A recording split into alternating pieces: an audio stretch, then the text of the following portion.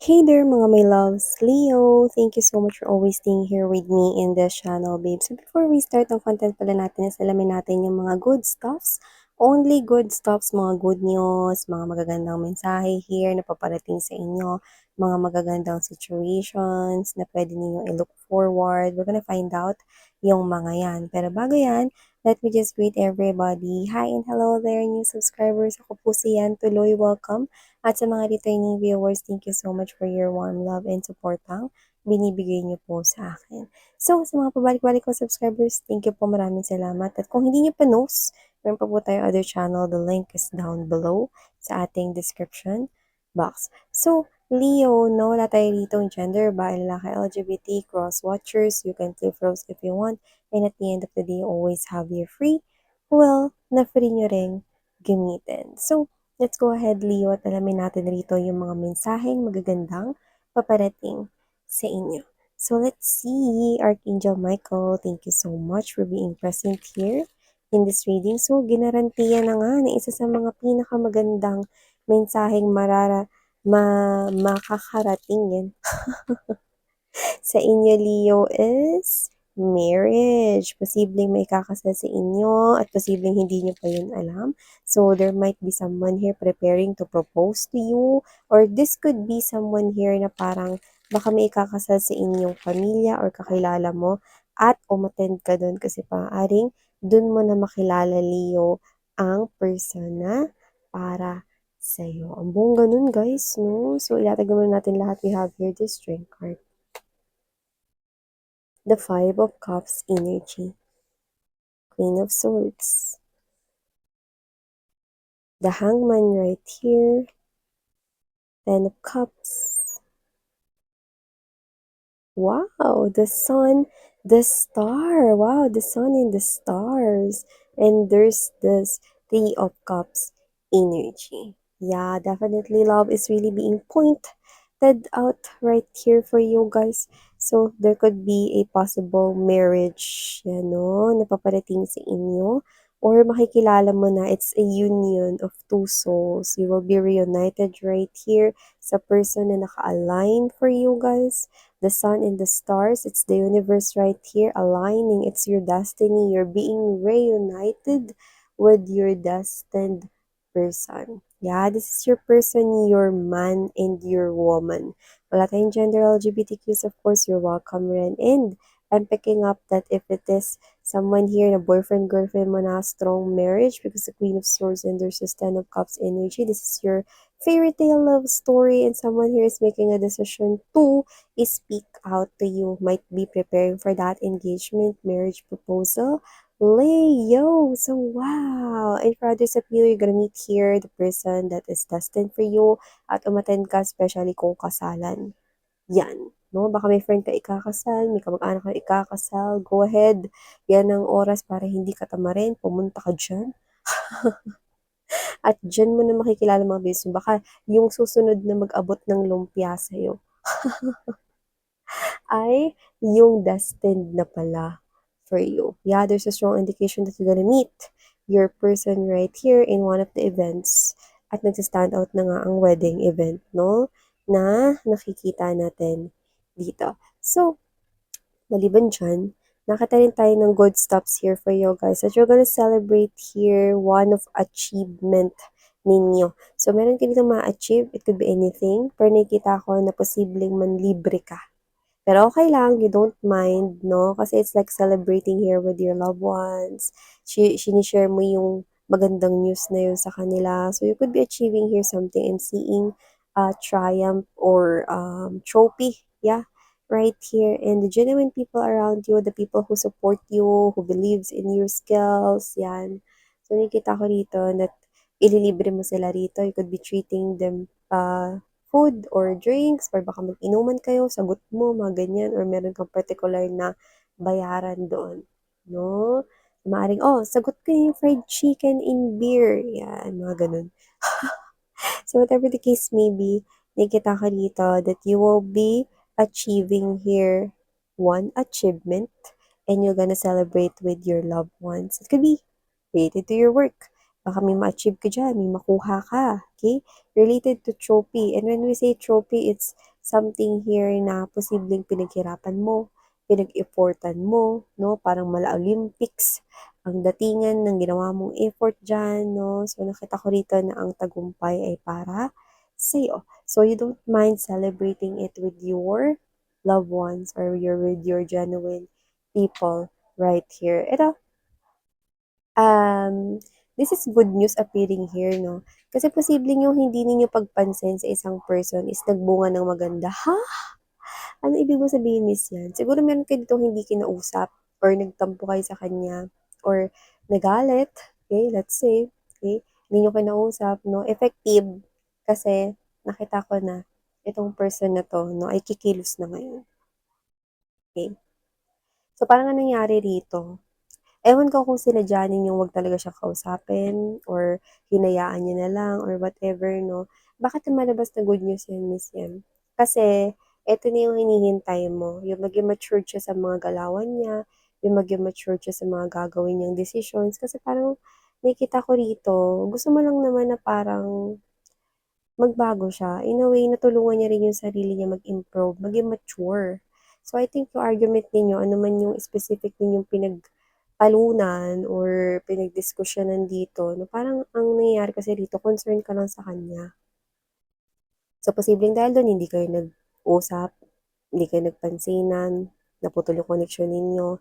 Pero ngayon, nakikita ko rito na posibleng nagmamature na siya at kikilos na siya patungkol sa particular na pinag-uusapan ninyo noon or yung pinag-diskusyonan ninyo. So, nakikita ko na itong tao na to ay lalapit sa inyo. Baka mag-apologize siya or baka sabihin niya rito sa'yo na tama ka. Kasi meron ditong hindi nag-a-agree before pero nag-a-agree na ngayon. So, posibleng makita niya rito na out of concern, kaya ka lang naman ganyan sa kanya or kaya mo nasabi yun or kaya ka nakapagsalita ng ganun kasi para rin naman sa improvement at progress niya. Ganun. So, it could be anyone. Pwede rin naman na family member or relatives. Pwede rin naman na friend mo. Yan. Kasi minsan, alam mo kasi mga babes, no?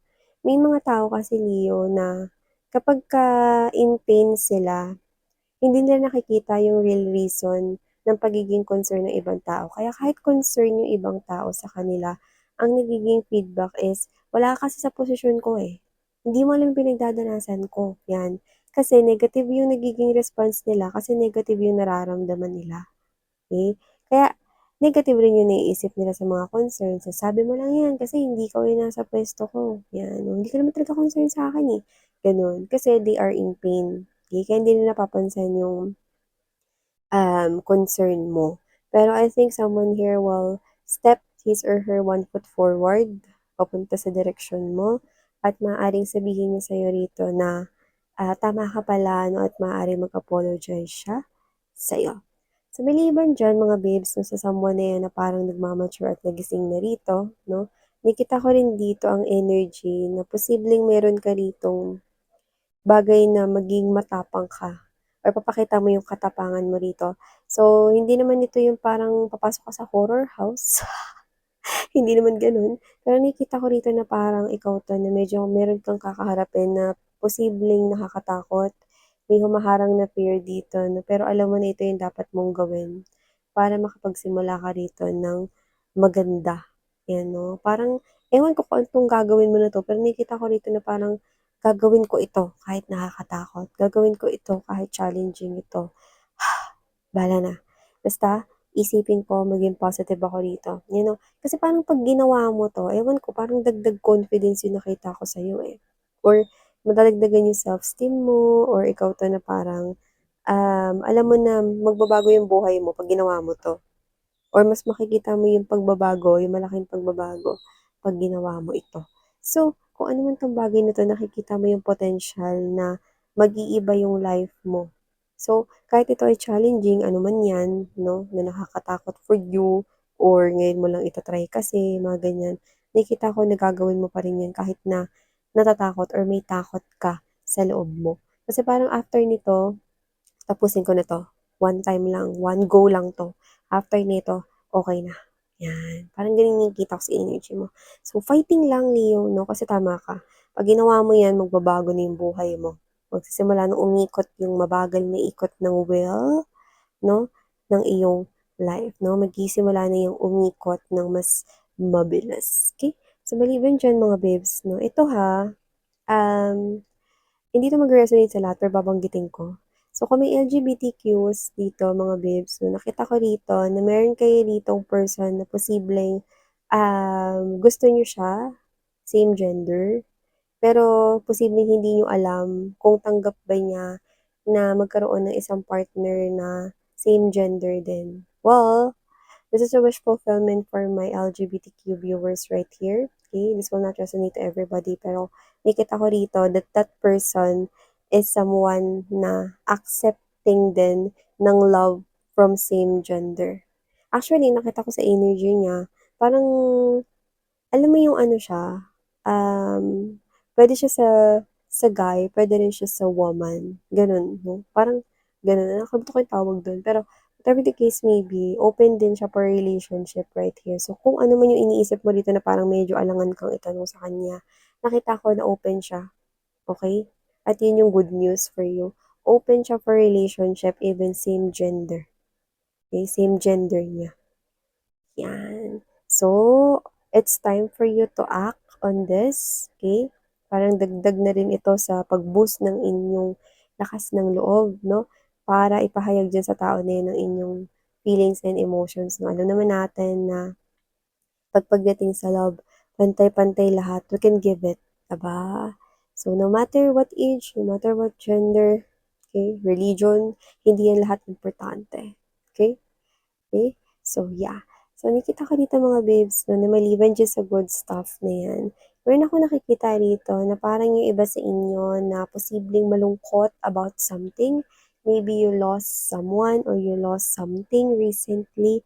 I'm seeing that it will be replaced, with something really, really better. So, kung may nawala man na relationship, okay, nag-failed na relationship or connection, I'm seeing someone new coming into your life. Could be a new friend if you're looking for a friend. Could be a new lover if you're wanting lover to enter your life. Or, alam naman natin kung ito ay someone na nawala sa buhay mo or na maalam or hindi na siya physically present here with you. This person, alam naman natin hindi siya papalitan. Pero nakikita ko dito na posible, meron ditong bagay na magpapaalala sa'yo sa kanya. So, puwedeng meron ka rito na parang aalagaan, baka pet niya yun, ta's dun mo itutuon yung iyong love and affection, may gano'n. So, yung iba naman, posibleng may bagong, manganganak 'no, sa inyong family 'no, at yun yung parang, naging parang dagdag sa family ninyo 'no, nung may nawala, 'yan. So, hindi yun mag-re-resonate sa lahat, kaya just take how that resonates, okay? So, maliban diyan mga babes 'no, nakikita ko rin dito, Leo, na meron dito na parang energy na medyo takot sa inyo. Paano naman naging good news yun, Miss 'yan? Kasi ganito, eto kasing individual na 'to, malakas kasi yung potential niya na maging successful siya.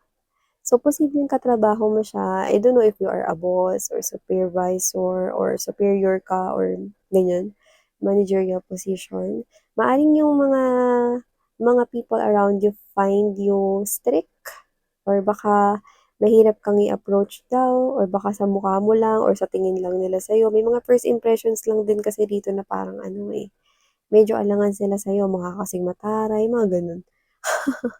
So, posibleng takot sila makipag-approach sa'yo or makipag-communicate. Pero ito, meron tayong nakikita rito na posibleng takot siya sa'yo, pero nakikita kong lalapit siya kasi nakikita ko rito na posibleng meron siyang magandang ideya na posibleng magpaganda rin ng flow ng services or ng sales ng company or negosyo ninyo, mga gano'n, 'no? At good opportunity na rin para mapansin naman din siya. Kasi ewan ko, may pagka parang introvert yung energy niya or mahiyain lang talaga siya. Pero dito nakikita kong tatanggalin niya yun, 'no? Kasi alam mo kung bakit, magbe-benefit ka rin diyan, okey? Kasi talented siya at may skills. So, yung sasabihin niya sa'yo makikinabang din talaga yung company at yung sales ninyo tataas kung business man ito or, yung company ninyo is, someone na nasa, selling na parang category, 'di ba? So whatever the case may be, just take how this resonates. No, good opportunity yun for this person and also sa growth and development ng negosyo or ng kumpanya na parehas ninyong pinagtatrabahuhan. Yan. So I do see a friend or a new friend na paparating sa inyo. And this one is a very honest individual. Minsan nga lang medyo parang maiinis ka sa kanya dahil masyado siyang honest. Pero nakikita ko na yung honesty niya is mas marami kang na nabe-benefit no dahil totoo siyang tao. Okay? And this is a new person. Alam mo minsan 'di ba pagka sobrang direct at straightforward ng person minsan nakakainis. Maaaring gano'n yung maramdaman mo at first. Pero ang maganda, good news, is this is you. You could be wanting here someone na totoo. Kasi gusto mo makita agad yung true colors ng isang person kapag ka na-meet mo sila. And this person here is ganun. So it could be a potential new partnership in business or sa work or career, or it could be a new friend. Yan. So yeah, these are all the messages, the good stuffs right here para sa iyo, Leo. Thank you so much sa time mo here, babe. And sarang ngayon muli ako po siyan. Annyeong!